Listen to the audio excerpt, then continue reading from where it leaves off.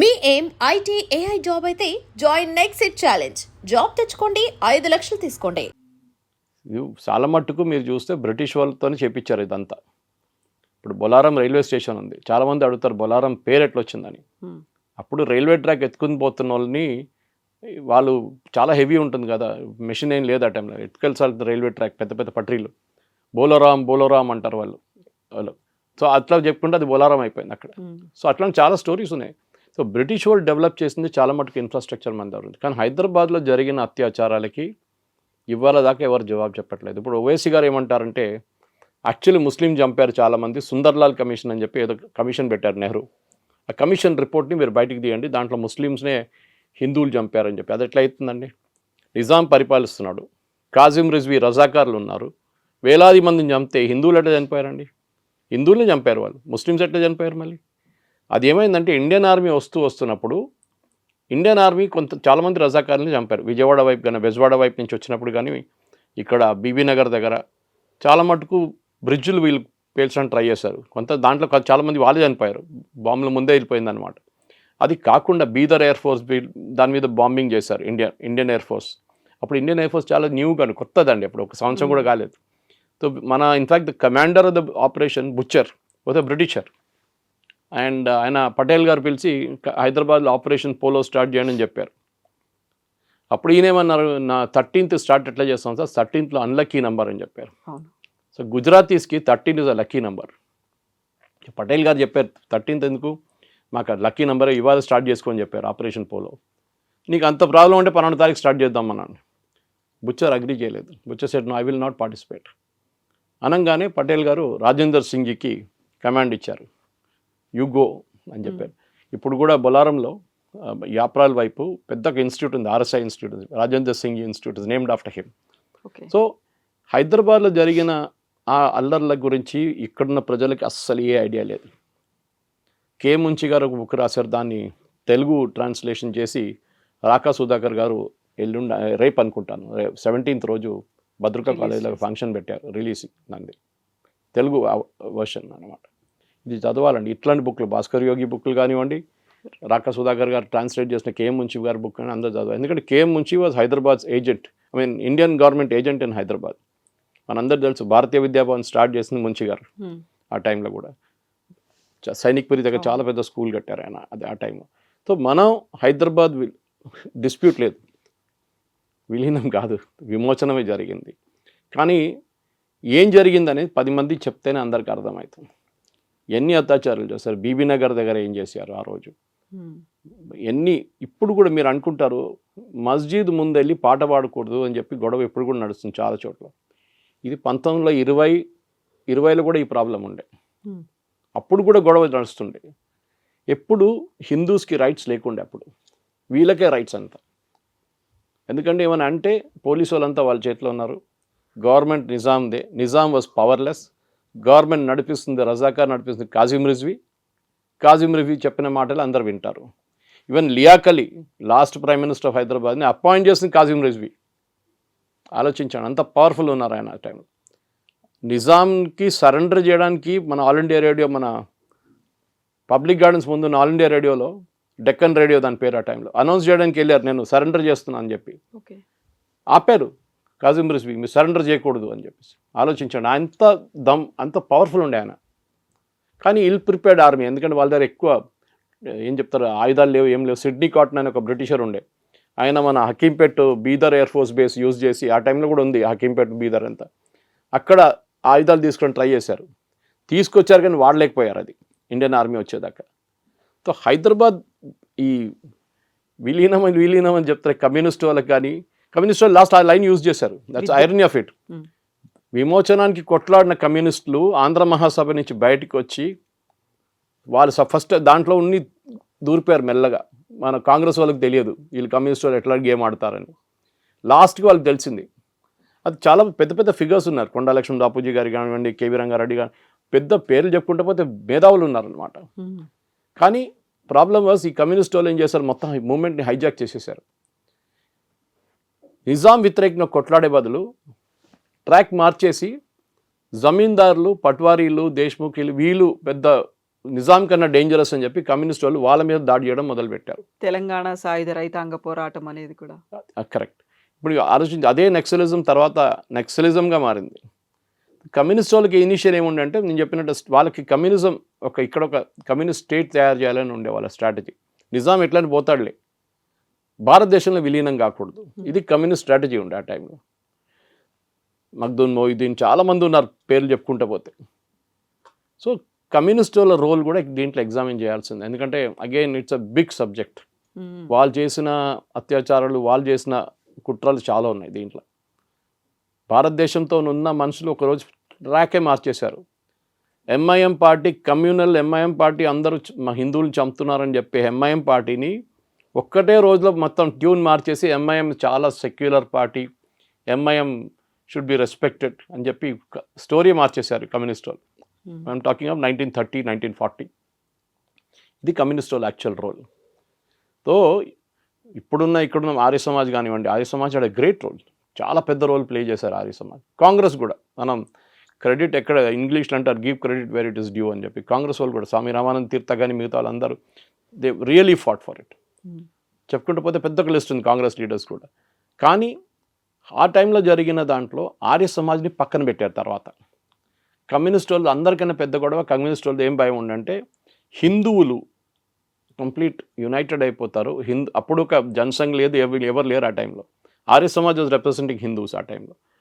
Arya సమాజ్కి role ఇవ్వకూడదు, ఆర్య సమాజ్ దీంట్లో role లేదని చెప్పాలని చెప్పి వాళ్ళు చాలా ట్రై చేశారు. అది మనకు అందరికి తెలుసు ఆర్య సమాజ్ ఏం చేశారు ఆ టైంలో. వాళ్ళు స్పెషలీ గర్వాపసి చేయడంలో చాలా మటుకు వాళ్ళు ట్రై చేశారు ఆ టైంలో. అది కాకుండా హిందువుల్ని జాగృతం చేయడానికి ఎక్కడెక్కడ వరంగల్ నుంచి మొత్తం తెలంగాణ మొత్తం వాళ్ళు తిరిగారు వాళ్ళ ట్రూప్స్. ఎక్కడెక్కడ వాళ్ళ దాంట్లో కూడా చాలామందిని చంపారు రజాకారులు. సో ఆర్య సమాజ్ రోల్తోనే కాంట్రవర్సీ స్టార్ట్ అయింది. ఆంధ్ర మహాసభని ఫస్ట్ ఉన్న ఎడిషన్లో, సెకండ్ ఉన్న edition, third, fourth conference, fifth conference అది బాగా జరిగింది. కానీ లాస్ట్కి వచ్చేదాకా మొత్తం స్టేజ్ మీద కొట్టుకున్నారు. They said we're nothing to. ఇంకా చెన్నారెడ్డి గారు అందరూ ఉన్న టైంలో వీళ్ళు వెళ్ళిపోయారు స్టేజ్ మీద నుంచి, కాంగ్రెస్ లీడర్స్ అందరూ. మాకు వద్దు, వీళ్ళతో అసలు సంబంధమే లేదని చెప్పి ఆంధ్ర మహాసభతో మనం కమ్యూనిస్ట్ వాళ్ళు హైజాక్ చేసుకున్నారని చెప్పి. So forget the story of surrender జరిగింది.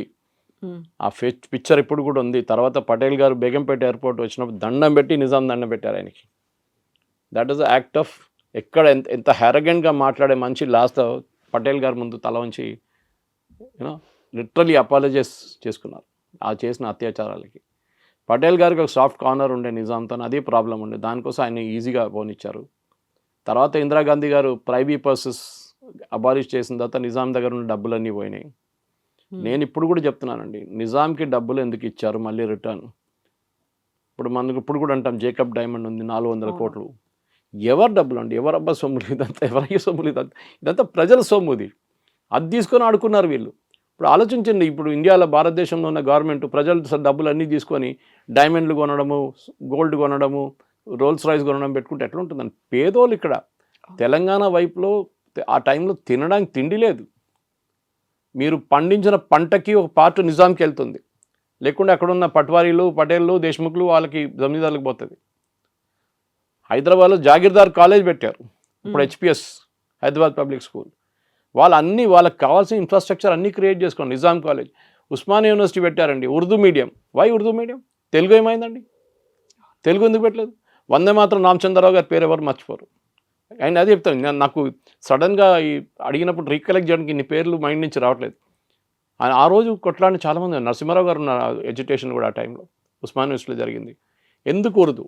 ఎందుకంటే హీ వాంటెడ్ ఉర్దూస్తాన్, దీన్ని ఉస్మానిస్తాన్గా మారుస్తాను నేను హైదరాబాద్ అని చెప్పిన మంచి ఈ నిజాం. కానీ ఆయన కళ్ళల మీద మొత్తం పోయింది ఆపరేషన్ పోలోతో. ఎందుకని ఎప్పుడు అనుకోలేదు పటేల్ గారు ఇట్లాంటి ఒక డిసిషన్ తీసుకుంటారు. ఎందుకంటే Nehru was supporting all through. Nehru ఎప్పుడు చెప్పారు నిజాంకి ఏం కాదులే అని చెప్పి. ఎవరు వాళ్ళని యునైటెడ్ నేషన్ పంపించడానికి రెడీగా ఉన్నారని భారతదేశం ఎందుకు అంగీకరించుకున్నారు? అక్కడే అబ్జెక్ట్ చేయాలంటే that you cannot go to United Nations, you are a part of India అని చెప్పలేదు. నెహ్రూ గారు సాఫ్ట్ కార్నర్. కశ్మీర్ మన దగ్గర నుంచి ఇప్పుడు పోయిన పాకిస్తాన్ ఆక్యుపైడ్ కశ్మీర్, ఆ రోజు 2 రోజుల ముందు డిసిషన్ తీసుకుంటే ఆ టెరిటరీ మన చేతిలో ఉంటుండే. అప్పుడు పటేల్ గారు చెప్పారు, జవహర్ తుమ్ జో కల్ రే బహుత్ బడా గల్తీ కర్ రే. ఆర్టికల్ 370 కూడా అంతే. ఇదంతా చేసిన నెహ్రూ పని ఆ టైంలో.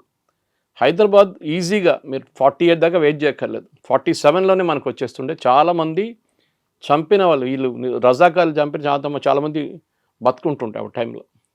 కానీ we gave them a lot of freedom. అది ఎన్నో అత్యాచారాలు ఒక్కొక్క ప్లేస్ది పరకాల కానివ్వండి, మిగతా ప్లేస్లు అన్నీ. దాన్ని ఇప్పుడున్న పిల్లల్ని తీసుకెళ్ళి అక్కడ తీసుకెళ్ళి చూపించాలండి. తెలంగాణలో ఈ స్కూల్లో పిల్లల్ని తీసుకెళ్ళండి, వాళ్ళకి చూపించండి ఇక్కడ జరిగింది, ఆ చెట్టు మీద ఎంతమందిని ఎక్కించారని చెప్పేసి. ఎంతోమందిని ఊరేసి అక్కడ చంపారు అనేది.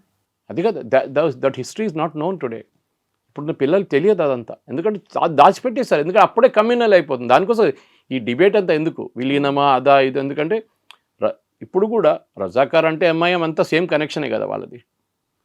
ఒబేసీ ఈజ్ అ సాఫిస్టికేటెడ్ రజాకార్ అంతే, ఇంకేం లేదు. What ever said and educated barrister అట్లా. సో ఆయన మాట్లాడుతున్నాడు, అందరికి అనిపిస్తుంది చాలా మంచి ఎడ్యుకేటెడ్, మంచి మోదీ గారు పంపించారు ఆయన్ని అబ్రాడ్ ఆపరేషన్ సింధూర్ తర్వాత. It's all correct. కానీ హిస్టరీ ఎప్పుడు మర్చిపోకూడదు. వాళ్ళ పూర్వీకులు ఏం చేశారు మన మీద, హిందువుల మీద ఎంత అత్యాచారాలు చేశారు, మన మహిళలు ఎంతమంది చెప్పారు. ఆ పాట మర్చిపోకూడదు, బండెనక బండి కట్టి 16 బండ్లు కట్టి అని. అది ఎక్కడి నుంచి వచ్చిందా అంతా. There's a dispute on who road the song, అది డిఫరెంట్.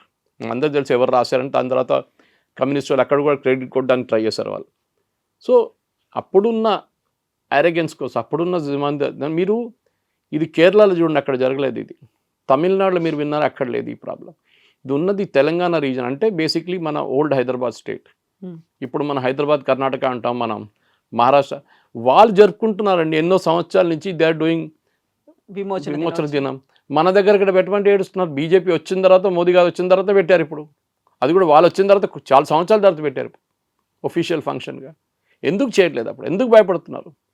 గోవా లిబరేషన్ జరిగిందండి, 60s జరిగింది. గోవా చాలా తర్వాత ఇండియాలో వచ్చింది. అక్కడ కూడా ఆర్మీని యూజ్ చేయాల్సి వచ్చింది మనకి.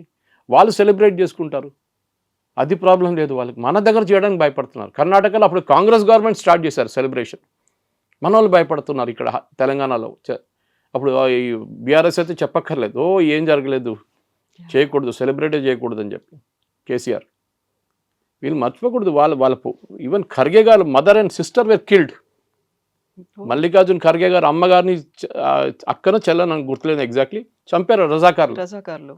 ఆయన ఏం పొన్న స్టేట్మెంట్ ఇస్తున్నాడు, దే డైడ్. డైడ్ ఏంటండి, చంపారు వాళ్ళని. మీరు చెప్పడానికి భయపడుతున్నారు ఖర్గే గారు. నేను ట్వీట్ చేశాను ఆయనకి. హిస్టరీ మర్చిపోతుంది. వీళ్ళు ఏంటంటే 10 ఓట్ల కోసం వీళ్ళు అమ్మని అమ్ముకుంటారు, నాన్న అమ్ముకుంటారు వీళ్ళు.